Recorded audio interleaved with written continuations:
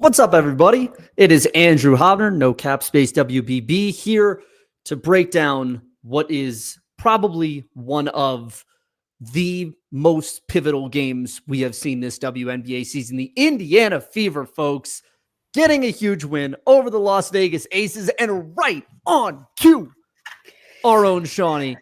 And I got to see this coming immediately. Yeah, turn me up. Turn me Chris, up. Turn it up. Shout out Turn it up. for knowing the assignment for $5. Yes. We appreciate you. Throw in your super chats if you want to get your comment or question up on the screen. We also have a big shout out to our friends at Home Field. Use code NOCAP15 because you might want to pick up some South Carolina Gamecock merch after you hear Shawnee give the Sunday testimonial on behalf of one Aaliyah Boston. Chris, almost as if he knew that Shawnee was going to omnipresently enter the screen like Dr. Manhattan, saying Aaliyah Boston is her to throw the lob to Shawnee, who will then give us a gospel.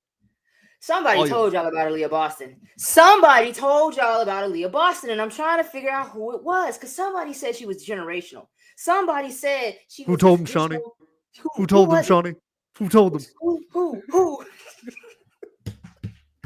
Somebody said that the way her game has transformed from college to being a traditional back to the basket big to now this Jokic archetype, and we see her go back to her roots in college to where a team with multiple championship pedigree are throwing 2-3 defenders at her. I have not seen that since she was playing in the SEC. Mm-hmm. We got 3 people collapsing on her at the pro level, and you gonna tell me she's not her? Really? You got the MVP and they still sending help, and you gonna tell me she's not her? I tried to tell y'all to get in on the ground floor. We saw Asia Wilson have a pretty good game by like all metrics. 31 points is nothing to sneeze at, but I could still make an argument that Aaliyah Boston was the most impactful on the floor on both ends. I can still say that Aaliyah Boston pressed the issue, and I can say unequivocally, if you are not a believer yet, you need to use this tape and get on board. There's still room on the Aaliyah Boston bandwagon. We're only going up from here. It's Aaliyah Boston to the moon, and I'm trying to tell y'all, bros, I done talked to Dawn Staley. She said the same thing. She got on Aaliyah's podcast, said the same thing. I done asked Stephanie White. She said the same thing. Everybody is saying the same thing, bros. We're trying to tell you about Aaliyah Boston. This game was incredible, bros, because first off, I got to admit I was wrong.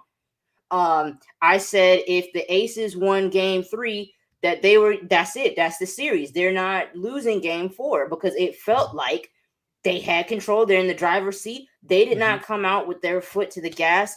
They needed to take a page out of the Georgia Bulldogs. They didn't do that. And now we have a game 5 where anything can happen because you have Aaliyah Boston, who is not only playing in a generational manner, but she's got that last element. She got that dog in her. She got that dog on her because before her temperament was real, what? I'm just a humble believer. And now she's walking with the boldness of the Lord. She knows that her territory is being enlarged. It's hers for the taking. She's heading to the land flowing with milk and honey, and she's doing it with some dog in her. And that's man, when you see that, because bros, elephants in the room. All right, yeah, she gets away with some fouls. She got 11 free throws in the third quarter alone. She's using some crafty vet moves. I'm sorry. I can't be mad at it. Like, that's what you want. You want your generational player to learn the tricks of the trade, to learn how to get to the line, to learn how to, take star players out of their game, off their rhythm, and their, in your gym. You want that. So I'm sorry, bros. I can't even be mad. This is, man. Boy. Who knows what's gonna happen? Who knows, man? Yeah, CP3 had to. I might watch the podcast now. Like it's been a little scary for a minute, but after this, I gotta see what Big Dog CP3 is saying about Aaliyah Boston, because this is some next level stuff. You have the reigning 2-time MVP, bros. Like this is incredible work to stabilize. And yeah, go to Home Field. Get you Cox always up. Cox always up. if you don't know nothing else. I've been reading How to Stay Humble When You're Right About Everything. I've read that book like 9 times. I've learned not a single thing. Nothing. And Rock Nation, you will crumble. I need you, if you near a convenience store right now, stick your hand in the cash register for no reason.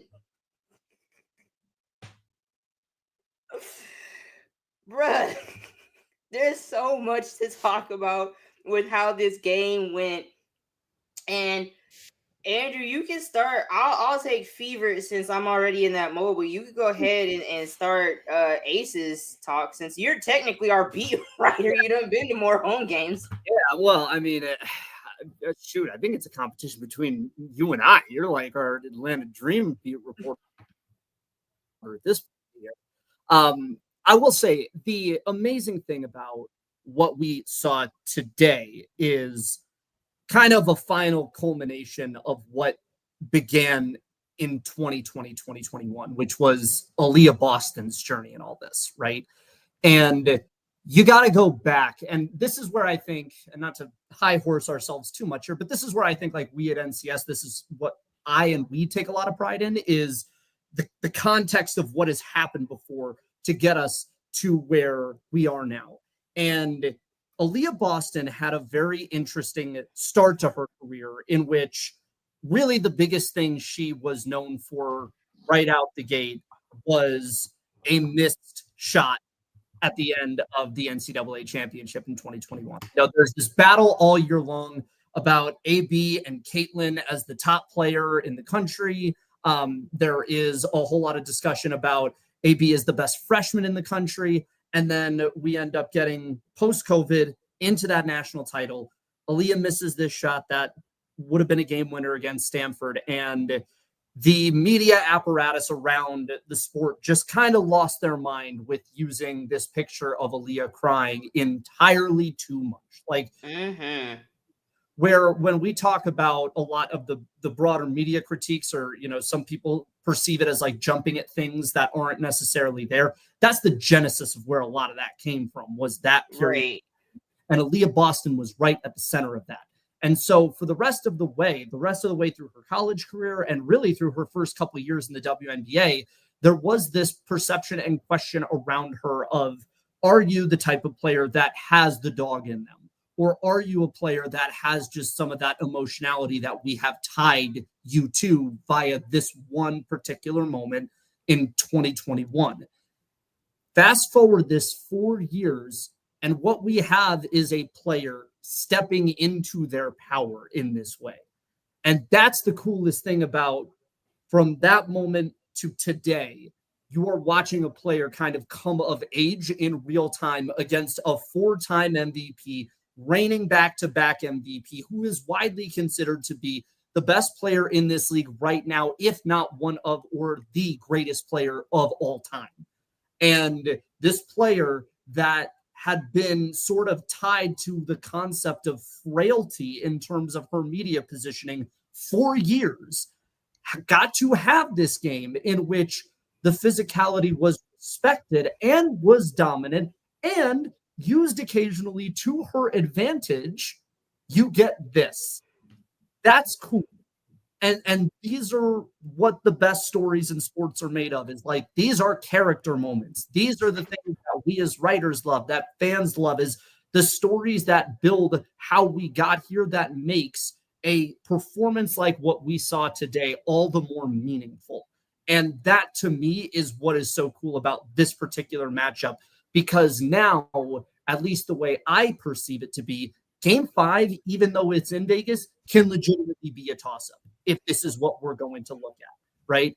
I don't necessarily think that – I think that there is an interesting conversation to be had about the officiating, but I don't want to do that now.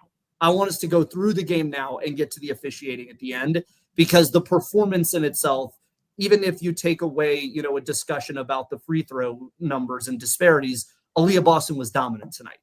And dominant opposite Asia Wilson, similarly being dominant. And that's pretty cool. And if you're Don Staley, you got to kind of be kicking your feet up at this and being like, yeah. Matter of fact.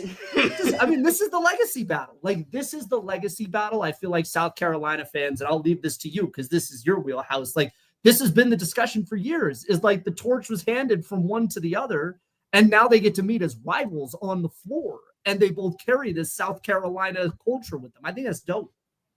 It is very dope. And it is very cool to see, just, as somebody who has covered both players.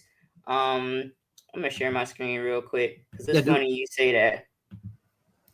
Do we have a Dawn tweet? There's a Dawn tweet for everything. She said, I'm actually pretty calm. I can't lose. There will be a Gamecock or two in the WNBA finals. They are both built for this moment, dominating players on every level that they have played. We are all now witnesses. I like how Holly's the one being like, I would be hyperventilating. And Dawn's like, I'm good. I saw that tweet, bro. I had to quote tweet. I was like, she just like me for real. She's just like me for real. No matter what, I win. And it's just, there's an interesting, it's an interesting dichotomy when you talk about the fan base, because it's like having to choose, right? Mm-hmm. Asia is always going to be more of the favorite because she was first. She's the one that got the first title and kind of set the groundwork for Aliyah to do what she does. State native too. Yeah, you know what I'm saying? That the hometown love is always going to be like the first, like that's always going to be it. So it's like when you have those kind of conversations, that's where it's coming from. But it's like, if it was like, just two out of town kids that came to South Carolina, it would be a very interesting conversation to have, because it's like they have very, comparable careers in terms of like what they were able to do. But, Asia's always going to get that nod for being the first and starting that process to where now like Joyce is the grandbaby. Like we're watching grand Gamecock babies like now. And that's kind of crazy to see. But in terms of the league, man, this is kind of what we wanted from Alicia Gray, like earlier in the season when we had that battle, to see like, okay, are you in that conversation? Not quite yet. Aliyah is rising to the moment. So the point is there will be a Gamecock against Asia Wilson no matter what. Cox will always be up. And I think that is the dopest thing. In terms of like the game, when you talk about what Aces, I'm officially concerned. As an Aces fan, as some like Tyler's not here with his little whiteboard, so he can't remind me anything I said. Big old question mark. Yeah, exactly. He can't remind me of anything I said, so it didn't happen. I'm concerned. You got assistant coaches not keeping track of the timeouts. You have questionable lineups, and to me, it goes back to those first couple minutes. No, it was like 7-8 minutes. Between 6 and 8 minutes, like in the fourth, where Aaliyah Boston is on the bench. And you have Odyssey Sims, Bree Turner, who else was out there? Natasha Howard. And then I think Kelsey. Yeah, it was Kelsey and Lexi. But you have 3 rotational players, and Asia was out there with AB on the bench. And I had tweeted that. I said, this is a time for them to make a 10-0 run. You have to take advantage of this lineup. You do not have Aaliyah Boston out there. And they kind of like lollygagged around, did not take advantage. Not only did they not reclaim the lead grew while this lineup was out there. And that's when I was like, I'm concerned, because that was the time. And it's very weird because Asia had 31, but I didn't feel like there was an inevitability in that moment that it should have been. I didn't feel the intensity from Jackie. I didn't really feel it from anybody like, okay, food is out here, barbecue chicken. Because I also said I would like Natasha Howard in a Guangdong Tigers Dragons jersey next year. Like she's just, I don't know. God bless her, but just know. So you have her out there on you. That's your time to get a break. You know what I'm saying? And it didn't happen. Some typical stuff that they usually do didn't happen. I don't understand Jewel Lloyd taking the shot in the final minute. She's been cold all game. And then Chelsea Gray comes down and it hits threes to, close the gap. And it's just like, so why was that not the person taking the shot to begin with? Yeah. So I'll say Becky's going to draw a inbounds play. I trust my life with her inbounds plays. But it's just like there were some other decisions that I'm just like, are we good? Do we care? I think the real turning point of this game was the defensive 3 seconds that allowed Indiana to go up 5 with 1:59 left. And then I think that possession turned into another Kelsey Mitchell jumper that put him up 7. To me, honestly, the big matchup problem I'm seeing is on 2 ends. I think the first one is I am amazed at how easily Indiana has been able to hunt Asia Wilson in switches. Like when they have wanted to, they have gotten her in a switch with Odyssey Sims or Kelsey Mitchell and really fed in that mid-range. And I think that has been eye-opening, to say the least, about whether or not you want to leave Asia kind of out on an island like that. I think also it's a very uniquely bad matchup for Vegas because Indiana has 2 twitchy fast guards, and there's just not a lot of teams that have 2 twitchy fast guards. So Chelsea Gray's at a disadvantage defensively on somebody, even when Chelsea has incredibly active hands and is able to get a lot of steals, especially off of little passes down into the paint. Like if a big brings their hands down, Chelsea's great at just kind of swiping it and getting the steal there. But when you have Odyssey Sims running the floor, like that creates a matchup problem for you. Odyssey Sims, man, I mean, I don't really know what else there is to say about how massive an acquisition that ended up being.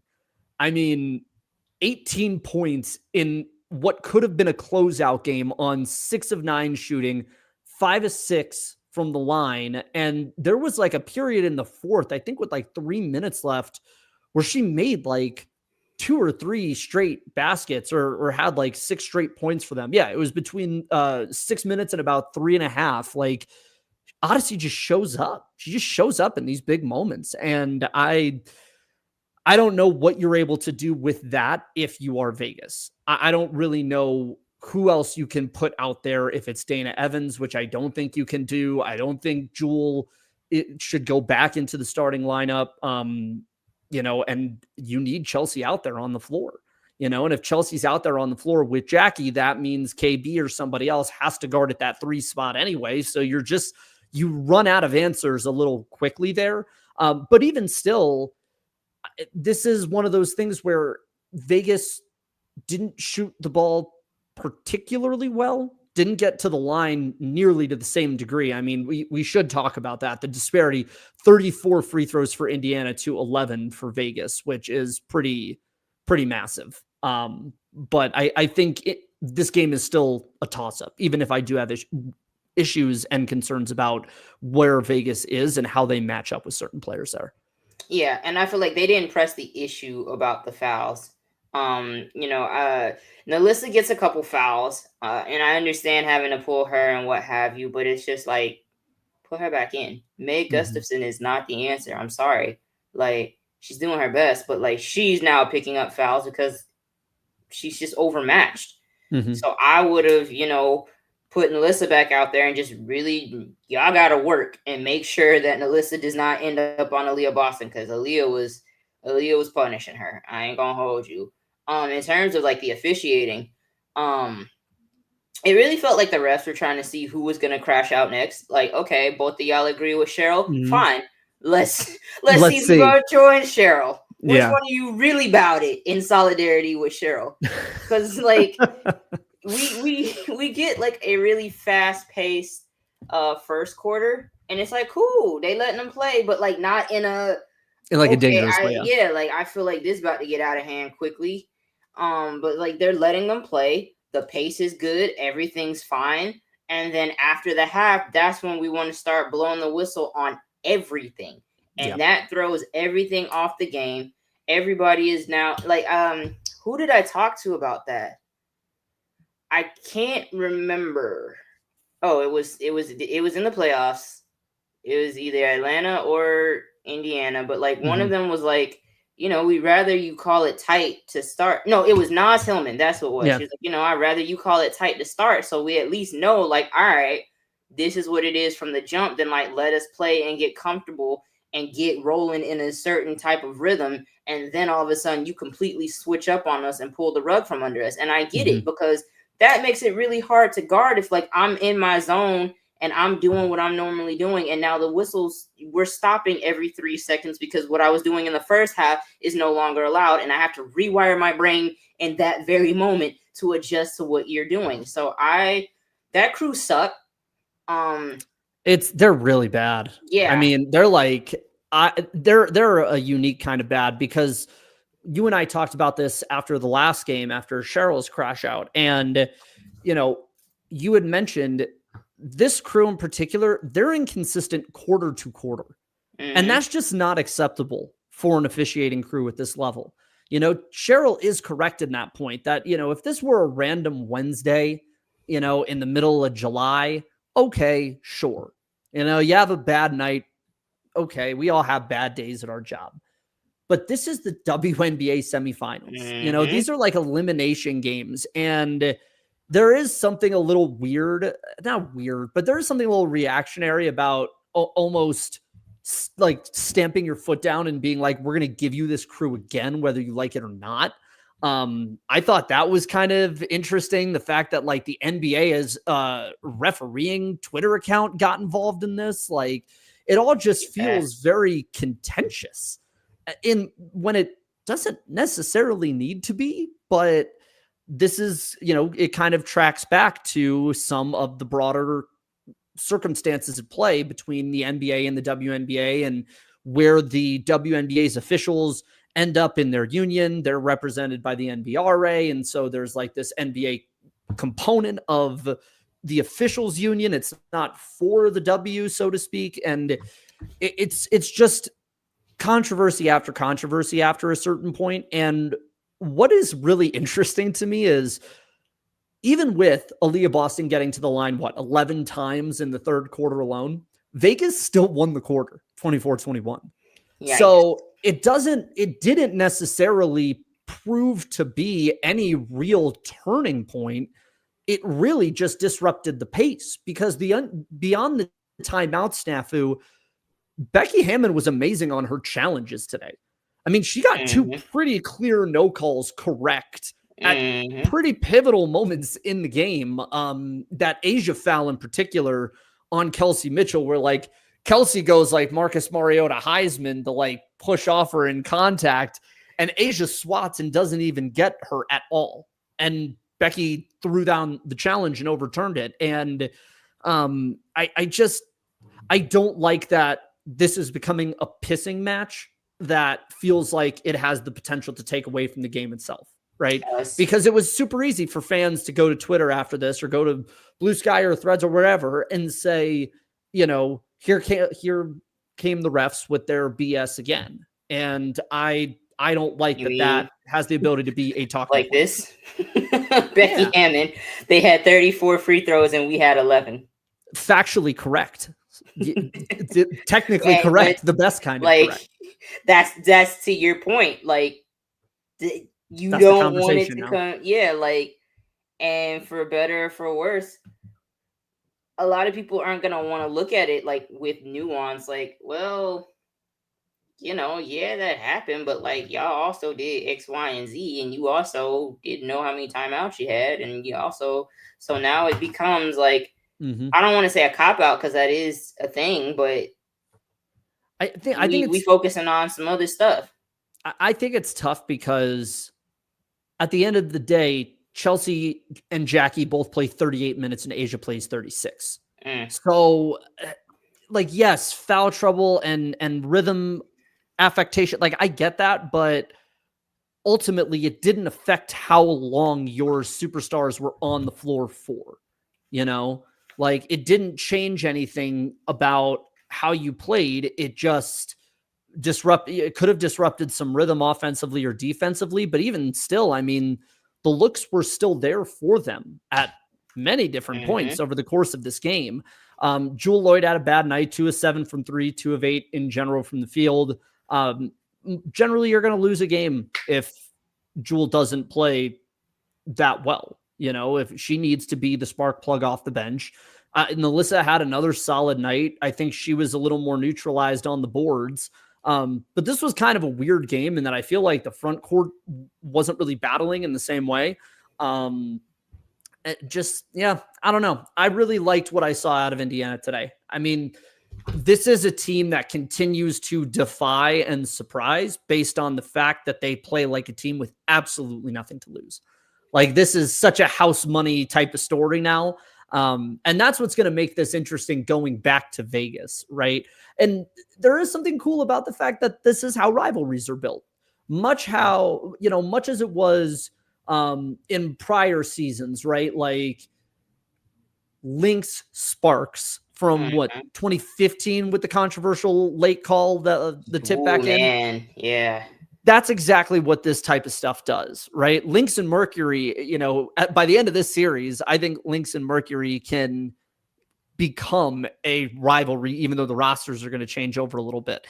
I do think I'd be stunned if there was a world where Asia left the Aces, because I think she's just a generally very loyal person and, to her teams and just to a point that's a part of who she is. And that means, if I'm going off that assumption, like, you're going to see Asia versus Aliyah for at least a couple more years, and that's where this stuff becomes cool. That's where these games become meaningful, is that we start to get rivalries that, blow up a little bit more because of the basketball related material and not anything past it. But, I don't know. I think this was a dominant game from AB. I think that if you want to have a beef with the fact that she got so many calls over the course of one quarter, I'm willing to hear that. But also, I feel like that was a player finally getting calls for the amount of damage that she takes. Like, and this is like, I'm kind of like, when you see Chelsea snapping her head, like she gets hit here and she's grabbing her face here. So there's some times where I'm kind of like, then we see first round, Bree Jones bumps into Aliyah and it's and she gets the foul call. So it's like, I don't want to say it's karma all came in one quarter, because I hope not. That would make for a long road moving forward. But right. It is just like, when you see how she's officiated sometimes, yes, you can say like she plays physical and may or may not get away with a little physicality. But at the end of the day, to quote Liz Cambage, weight room. Like, if you don't like it, get in the weight room. I'm sorry. And, she's been in the weight room and she does her thing. And I just feel like some of it was due.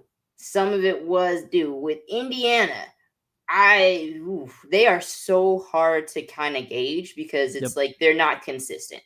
And they're not consistent because this is a 42% hardship contract team, So it's like, you don't know what you're going to get from night to night. Some nights I'm like, the magic ran out. Odyssey's back to a pumpkin. Shea Petty is airballing threes. And it's like, yeah, this is what you expect. And then tonight, it's like they're playing out of their mind again. I'm seeing Odyssey Sims floaters in transition. Like, oh, I see. So it's like, I can't really, I don't know what to expect from game 5, because I've been wrong about everything. So if I say like, yeah, it's over, going back to Vegas, I don't see the Atlanta Dream magic carrying over to Vegas. They might stun me. If I say like, yeah, they can do it, they will probably do it. So we'll let Jonathan call it. That way it's on him. This is yours. Thank you for this $2, Jonathan. Chelsea magnet ball for game 5. That's another one. Like, sometimes she's inconsistent too. And I feel like that concerns me a little bit as well. Yeah. So, I mean, you don't want her to like, oh, she used her good game, so now we can't, like, this is her time for her to step up and, etch her name, in the league. Like, these are some legacy games. What's your legacy about to be? Yeah. I think the biggest thing for Indiana is you're absolutely going to need Kelsey Mitchell to score, but you are going to need one kind of random spurt performance because Lexi Hull had two, like, it was weird. She had two consequential shots, but it was 2 of 12. And so it's like, I won't trade those because they were important when you got them, especially that mid-range, like later in the second half. But you need a bigger game out of her, or you just need her to shoot the ball a little bit less, right? So I am fascinated by who's going to be the X factor player. There has been a pretty consistent run of who has played well. But I am really interested in Timpson, Turner. Timpson, man, I mean, she's not there yet, but she's going to grow into such a great player. Like, you see the energy, the bounce, like those little like tip drill type plays where she gets the offensive board, it gets tip in. Like, that talent is there. The minute that gets developed and refined, she is going to be a real player, like a real player. And the problem was the defensive attention she was seeing today. Like, it was a little overwhelming at times. They were collapsing a bit, and it's partially because like they was trying to squeeze Aliyah out, so she was kind of collateral in that. So yeah, it was a couple times she gets stripped because, you know, it's too many people down there. It's a little pressure. Like, she gonna be able to handle that sooner rather than later. So I understood having to pull her and put Natasha Howard back in. I didn't like it, but I understood it. And it's kind of like you're in a, you know, between a rock and a hard place if you're Steph White between those two, because, you know, you want her to have these minutes. You want her to get this experience because it's going to prove invaluable moving forward, but you also want to win the game. So you can't let your rookie get baptized for too long. Otherwise, like, your trip to the finals is in jeopardy. But boy, we get finals Michaela Timpson. That's going to be Michaela Timpson versus Natasha Mack. Book it. That's the matchup we've all been waiting for. That is actually a fascinating matchup of players that are just like super high ceiling elite defensive presences already. That would actually be a super fun one. I do want to say this. And let's move. Exactly. Well, and there was another jump ball like right in the mid to late third. That was a pretty consequential one that Timpson goes up and gets as well. I mean, I'm just stunned at how Indiana's managing to do this. You know, I mean, this is a Vegas team that maybe looking back on it might have peaked a little too early. Like, maybe the peak was actually at that Lynx game, and then, you know, it's plateaued a little since.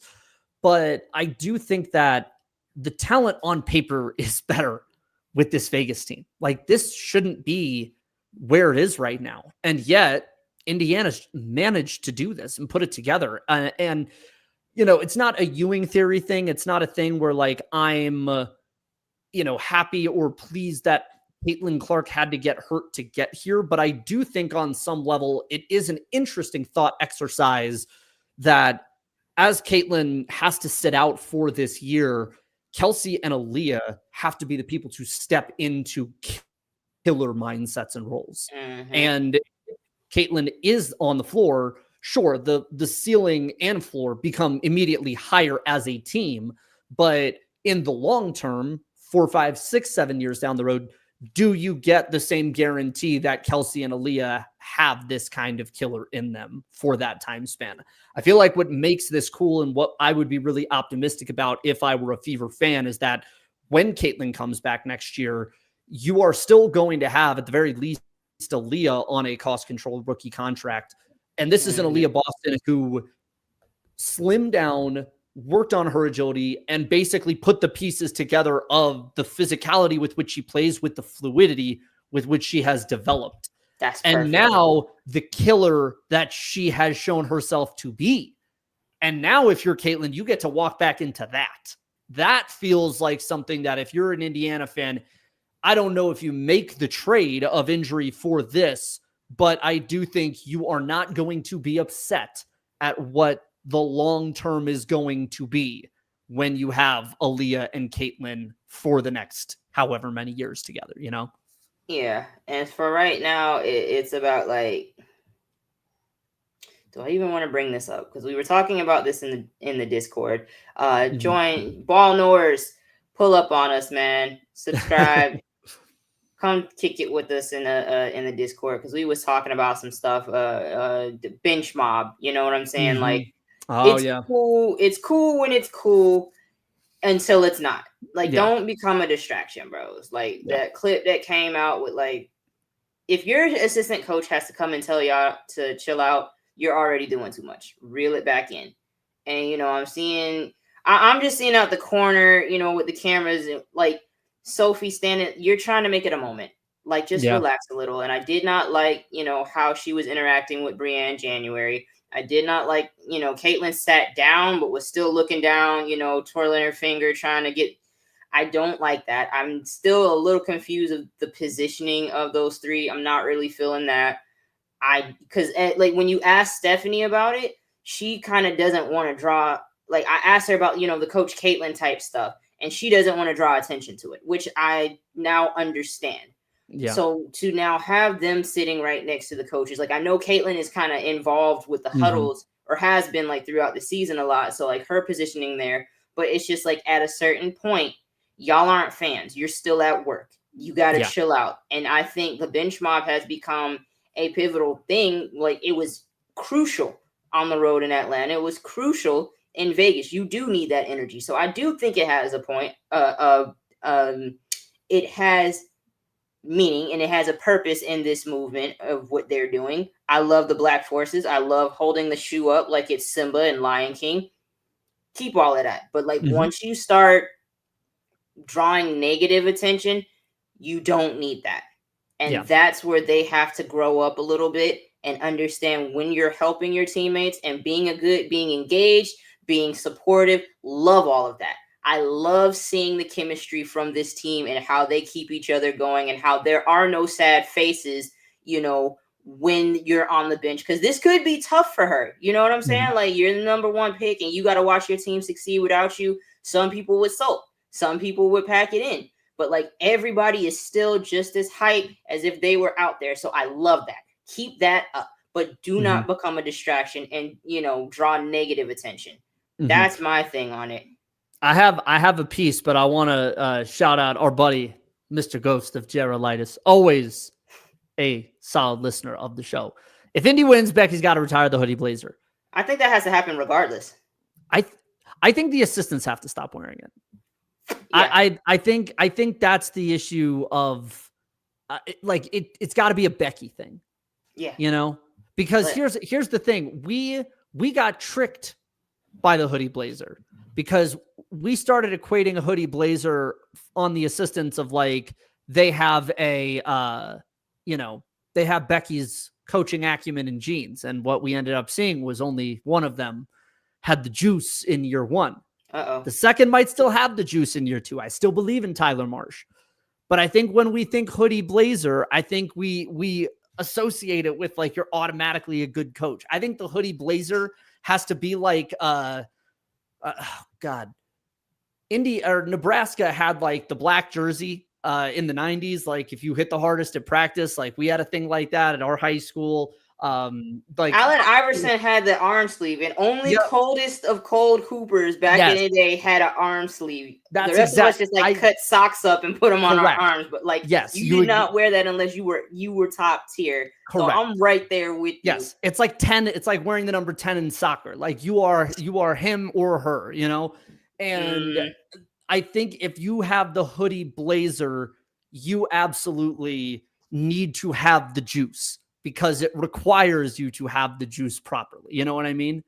As a Vegas fan, my problem is the assistants only have two colors and only have one blazer. Like, I've been watching for a couple of years now. They don't have a variety of blazers the same way Becky does, and they only have two colors of hoodies. So today they're wearing the red hoodies with the black blazers, but, like, Indiana is wearing red. And then on top of that, we've gone away from red in our jerseys. So it's like we've streamlined to become more Las Vegas Raiders. And I don't like that. So we don't get the gold and the red trim like we used to on our uniforms. That is a Mark Davis thing for sure. And I hate that in his stupid haircut. But, like, you're wearing you got the red blazers on with the red. You're matching the away team. And then our coaching staff is mature. Like, they're a lot older this year than they were in years past. So it just looks really goofy to see like a gray-haired, gray-beard man in a hoodie blazer. Like, it's not it. Somebody about to turn in a hoodie blazer combo though. Is looking. I think it was. Do we have John Lucas III on our bench? Somebody was saying that. Yes, it might you have been a joke. Yeah. But it looked like it was his fault because he's the one getting chewed out. And look, I know that look. Yep. When you're like, I done messed up. I effed up, and you trying to keep it together and not get mad, but not get upset. But you also have to boo boo because you're in trouble. Yeah. I agree. It's funny how much the bench has become a thing we've been paying attention to this entire series. Like, and I get it though, because you want to keep the fan base engaged. Like, they're sad that Caitlyn isn't there. We wish she was playing. We would love to see those type of hoops, but she has to be mindful that cameras are always rolling. You know what it is? You gotta grow up a little. You know what it is for me? It's twofold. I fear Sophie Cunningham is falling into the Draymond Green trap of, I don't know if you're doing it because of the game and what the game dictates, or if you're doing it knowing that it's content. Yeah. That's the part where I'm like, are we doing this for the intention of creating a podcast clip out of it where 3 days from now you're on the couch in the podcast studio being like, and then coach, and then Brienne comes over and we're like, oh no, we're not going to stop whatever we're doing. And then it's like everyone aggregates the clip and makes it a thing. And it's like, that's the thing that I don't know. And that's what bothers me is I can't get behind it if you're doing it for content. Like, if you're just excited and you're just like a little ignorant of the moment, that's fine.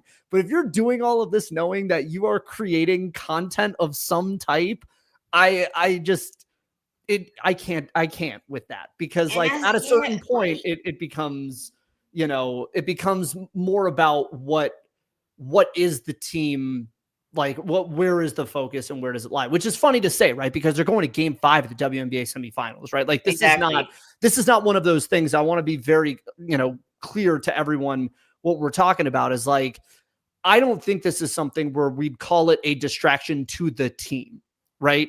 I don't think it is something where when we assess it as such, it is we are saying it's a distraction for Steph White or it's a distraction for Kelsey Mitchell.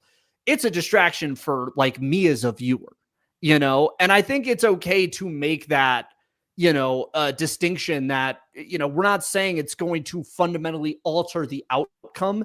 It's just a way and a perception of things that we don't love to see, right? Like, in the same way that but here's my thing. Okay. It could be, because again, like, if the coaches have to come and tell you to chill out, what you don't want to happen is this bench mob thing get a technical. You know what I'm saying? Like, you don't want it to spread and like now, because it looked authentic in Atlanta. I could see that. They were hyped. And that's when the shoes coming off and they're all gathering around and praising the almighty Black Force, which was funny. You know what I'm saying? But now it's like you seen everybody sitting and Sophie standing. Or like, and even in the clip when she's like, waving Brienne off, like she's intensely staring, like, girl, you are not that, like, be for real. Be for real. And that's my concern from a distraction point. Like, you don't want it to get to a point to where the refs are now like calling a technical on the bench because you're doing too much. And then, like, because imagine game 5 comes down to it and that's when they on the road, that's when it happens. So that's I'm concerned about it.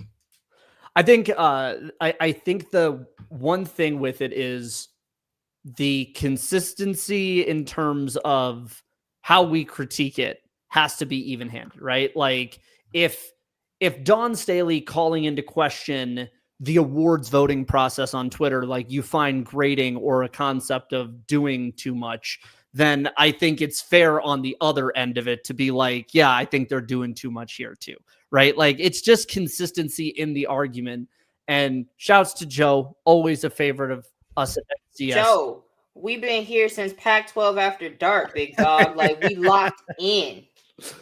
I think you have it right. I mean, I don't think it rises to the occasion of having to be think piece to death, but like 10 minutes on a post-game show, hell yeah, we can talk about it here. But like, yeah, and that's what you don't want it to get to that level though, because it's like the Miami Heat.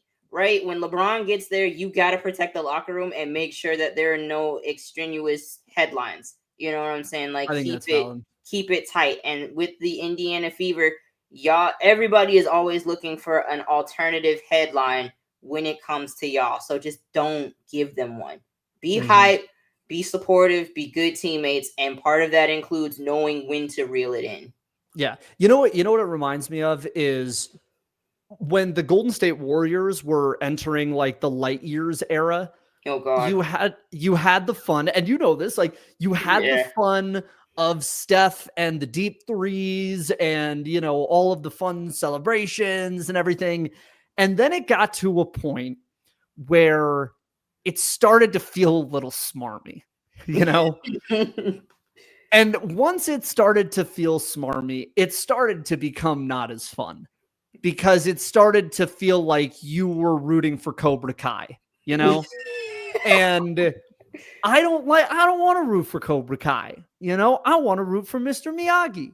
And so I'm worried that Indiana, as fun as this is, I don't want to have a moment where we look up and realize we're all rooting for Cobra Kai. That is not what I want this Indiana team to turn into. That's the only thing that scares me about the bench mob is we're not quite at Biff Tannen, but like we're at the kid from Little Rascals, you know, with the slick back hair and the glasses, who had the limo. I don't even remember his name, but he was a pain in the ass to our boy Alfalfa. Yeah. That's right. He was trying to dirty Mac Darla in front of our boy Alfalfa. That was some shit. But you're playing in that territory right now. You know, like we gotta be careful. You're a preschool bully. Chill out. Oh goodness. What we got here, Clutch Hoops. The SC attitude towards the coach was outlined. Oh yeah, Sophie. Yeah, like that's just bad. I don't, you know, there's the context. We would need context for it not to be bad. Yeah. I don't. Yeah, because like there is no way that was not disrespectful, and it's okay to say that. Yeah. Like, and like, it's okay to have that kind of smoke across the board for people too, right? Like hitting clipboards out of people's hands is also doing too much. Like it costs nothing to say that when you're doing too much, agenda doesn't matter. Like it is a spectrum of doing too much, and anybody can do too much, you know? And that's fair, but I don't like whataboutism, and that is so prevalent in this space it's like, we can't say. It's one thing if you say like, all right, yeah, she was out of line. Just don't do too much because your player was also out of line at some point. So like we can all say everyone's out of line and move forward. But when you say like, well, no, because this happened, like, well, it's like, ¿por qué no las dos? You know? Chris, Cobra Kai, you will love it. What are you talking about, Chris? We're getting Stewie. God, Studiana. Cheryl Reeve isn't going to even be Cobra Kai. She's going to be like some super villain when this thing is all done. Oh yeah, man. Especially if Indiana were to get Fee, that would be insane. That'd be a Joker moment for Cheryl Reeve. Honestly, she would burn the entire league down. Oh, and I would understand it. I would understand it. She's pointing out every coach like, fuck you, fuck you, fuck you. You're cool. And it's like Eric Tebow, like me. Like you, fuck you. Who's the most random coach you think would be caught in the crossfire? This is a great question. Who do I think would for me, it's like, what coach do I think is just kind of chilling? Carlos Smesco. I think Cheryl Reeve like lined everyone up being like, fuck you, fuck you, fuck you. And then all of a sudden, like points across Smesco like, fuck you. Carlos Smesco would be like, I just got here. And the thing is, he's so chill. He would be like, oh my gosh. That's so funny. 100 Steph chews his mouth like a Bond villain. Dude, he really does. Colorado's quarterback does it too. Caden, so I noticed that last night when I was watching college football, BYU Colorado. He holds his out the side like this. I'm like, oh, not a fan. Not a fan. Right, do you want to let's get some predictions? I was gonna say, want to get some preview in? Koklanis. I was going to say, what are we even laughing about, Chris Koklanis? I know you not laughing. Nah, yeah. Everyone else is allowed to laugh. Chris Koklanis, you better not smile. So this is going to be interesting because this is Eric Tebow's first WNBA semifinals game as a head coach. So Seattle Storm, make sure you're watching. Jonathan Cobb, make sure you're watching. I don't know. How do you think this is going to go tonight? No fee. I mean, is this some of the parts, or are we done here? So I've been wrong every time I try and make a prediction because I mean it's like logically you could have the rally game like we're doing it for Fee and we're doing it for Cheryl. I don't know who's getting first chair. It's Thibault. Yeah, Tebow's getting Thibault, Thibault, Coach Thimble. Coach Thimble. Coach Thimble versus Coach Riblets. Coach Thimble could, like, I said this the other day. I was like, he could rally, when I was doing my Cheryl video. Go subscribe to our page so you can get all emergency videos. But like when I said it, I was like, he had the Washington Mystics as the most competitive winless team that I've seen, and I probably ever. Like, I don't think I've seen a 0-win team compete that hard. So he could probably, make something shake. It's just, do they have the pieces to like actually get the on-court production? Because Alana Smith has been struggling a bit. You need points from her now. You got to make up 20 points from Fee. You have to make up the defense. You have to make up some facilitating. Like, that's a lot. That's a big void, for a team that already is like they're like ants. Together, they can lift 2 tons. Individually, it's like, I don't know. So we'll see. Like, they could have that on their side, like the hype wave that will do it for our comrades, but they also might not have a lot of gas. Yeah, I feel that. Here, we'll do the quick top free agents, and then we'll go back into Anna's question here. Shout outs to Clutch Hoopers. Appreciate the question. Top free agent targets for Indianapolis that are realistic. Or for Indiana, I guess. This is a great question. Yeah, I guess. No, it's true, though. I mean, like, you can kind of chase max players if you want. I mean, granted, a lot of this is going to come down to how much max and super max deals are going to be under a new CBA. But I think realistically, anybody and everybody is on the table here if you want them. I think you're probably going to hang on to a player like a Kelsey Mitchell, right? And maybe some of your other bench pieces. But I mean, if you want to go for a successful 3, like, go Gabby Williams, you could go Satu Sabali, you could go get Brianna Jones. If you want to go double big with AB, you could go for Kayla McBride. Nah, probably not as a 3. I'm trying to think of like wing players that are the most important. I would say if I had to pick anybody on this list, I think you'd probably want to do Gabby Williams, NECA, and Hamby.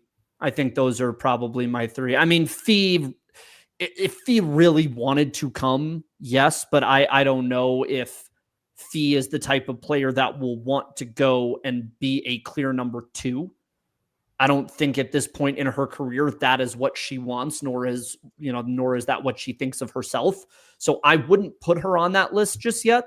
So I think if you have a really good wing player, I think that's really the missing piece here. So Kayla Thornton is another one who, if you want to just add a veteran presence there, but if I were them, honestly, if I were them, I would do Satu or Gabby, because you'd be able to get them, lock them in for 2-3 years, and then go chase another max player because you have Caitlin and AB both on super cheap at that point rookie cost control deals, and that lets you chase like an elite 4 or another elite guard. It really depends. I don't think Gabby wants to leave Seattle, though. I think that's also the thing, because it's about fit of where they are now. So with Satu, there's been some talks, there's been some eyes, especially like the way they're pressing for Angel.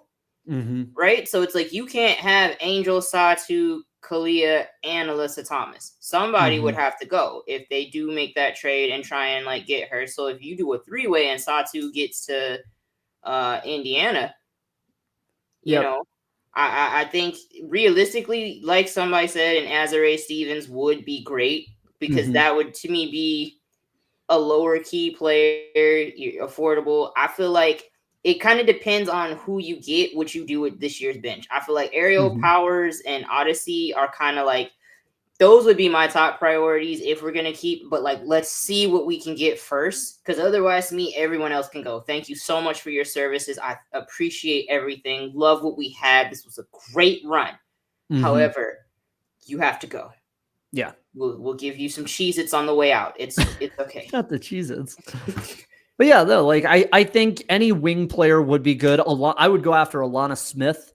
I think she'd be a really fun forward to play alongside AB at the 5. Cheryl to crash out. I really want them to just have a good, effective forward, man. I mean, Azare, I think would be a good pickup too, as people mentioned. Also, I think having Azare under a system with Steph White, like I think Steph would be able to get a little bit more defensive effort and intensity out of her. I think Azare is a really prolific shot blocker, but does get caught in wrong spots a little bit too often defensively.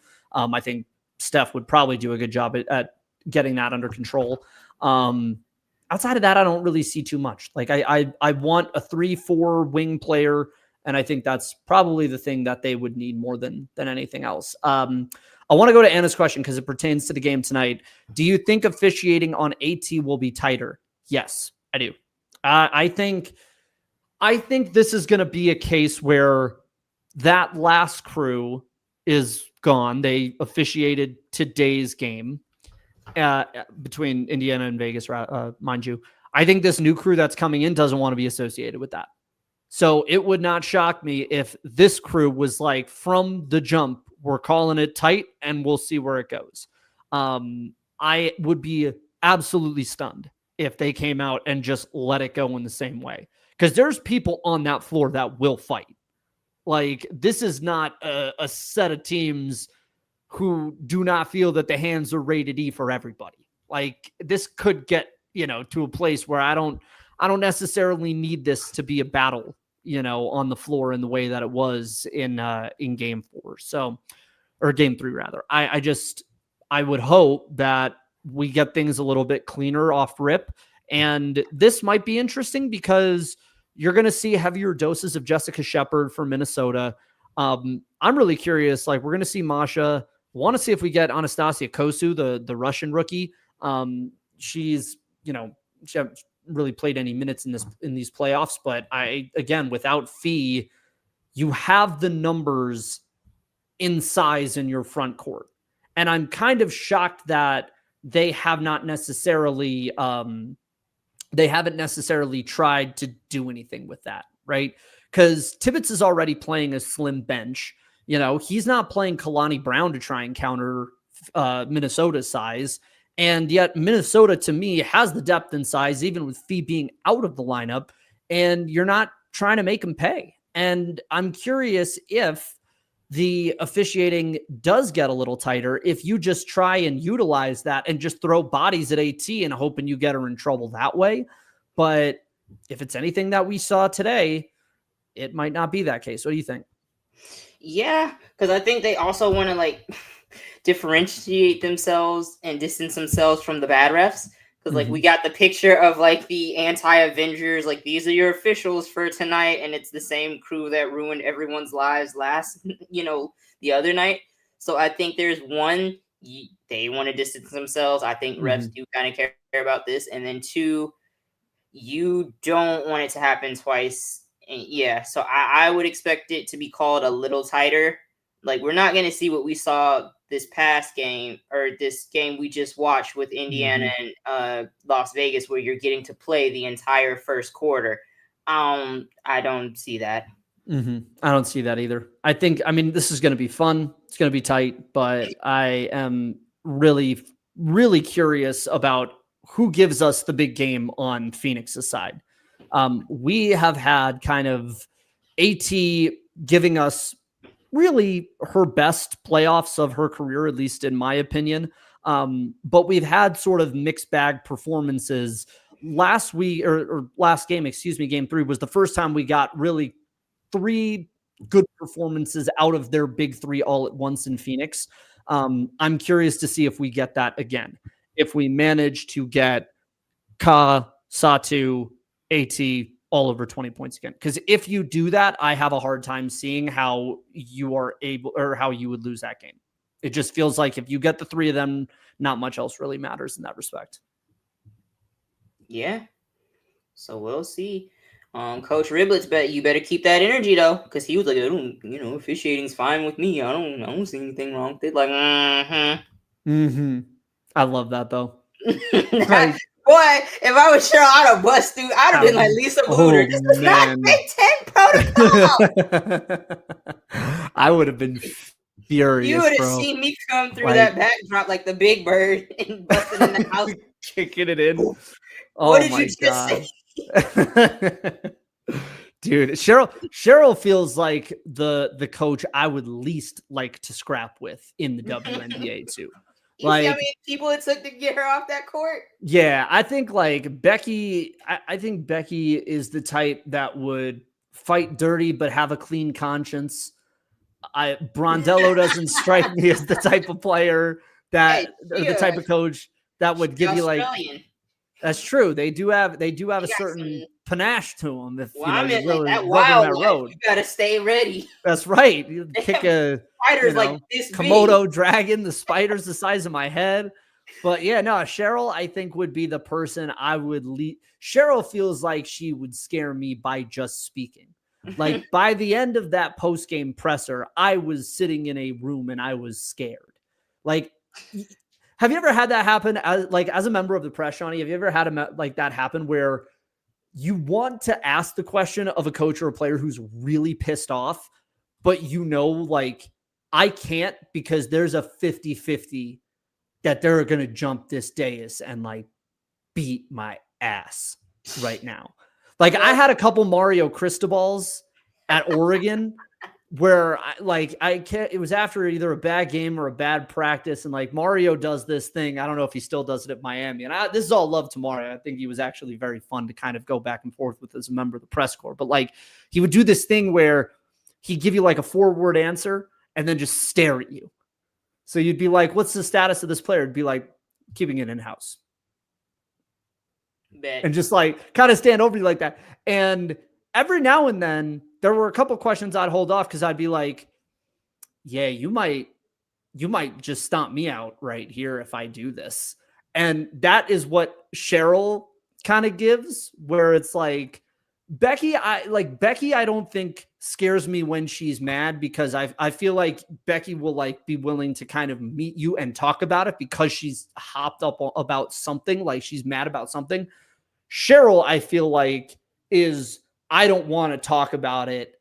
And if you even look in my direction, like she has like over it high school teacher veteran glare who like where a teacher can take down a room by just looking.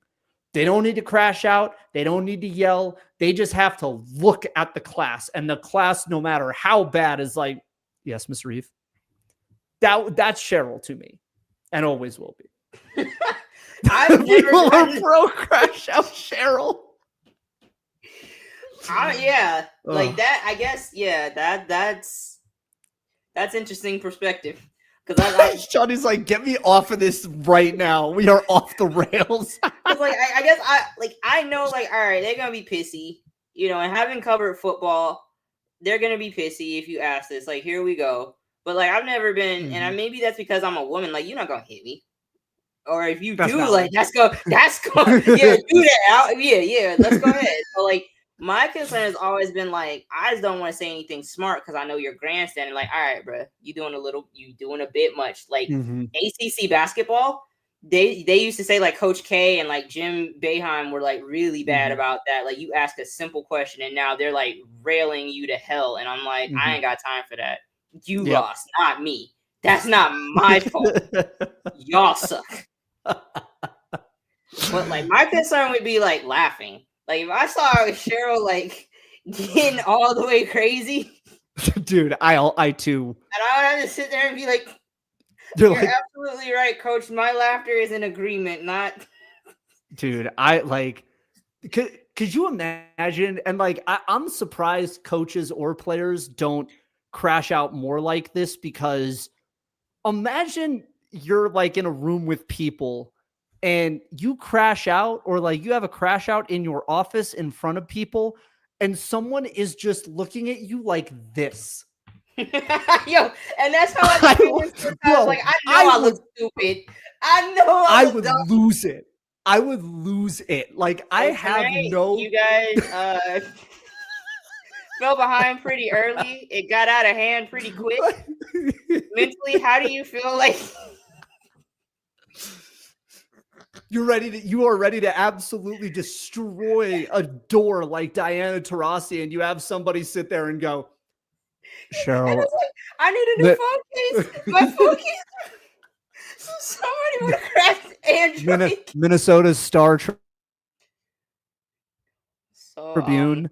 What'd you think about the officiating tonight? Hey, did you hear in the press conference before this one?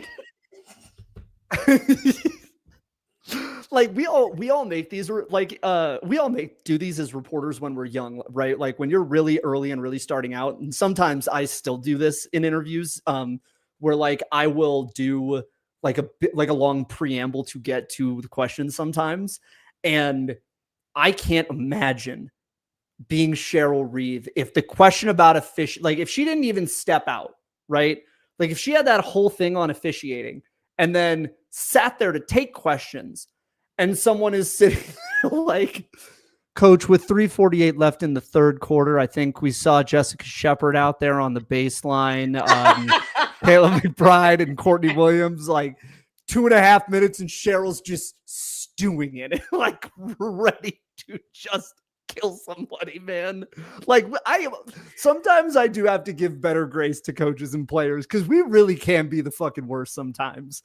Like we really can be on some bullshit sometimes with them, man. I understand both sides, because I am very, very careful about how, again, being in like football spaces, like sometimes it's not what you're asking, it's how you ask it. So I can ask a tough question, but if I word it in a way that makes them feel disarmed and not attacked, I might get my answer.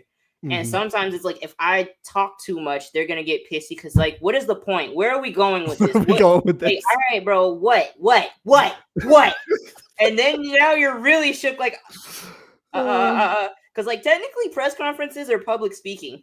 So, a lot of people are not good at public speaking. So that's where a little bit of the disconnect comes from. So give grace to reporters too sometimes, because they're in a room holding up a phone looking stupid, asking a question to somebody you know is clearly upset. Oh, clearly over your bullshit. Yes. They are not here for it. So let's see what happens. We thank you guys for joining us. We'll be back after Minnesota Phoenix with more tales from the beat. So we give you our favorite press conference crash out stories. I gotta think about a couple now. Oh God. All right. Well, thank you guys for joining us. And then we will see you after tonight's game. Playoff-a-thon. We're still in it.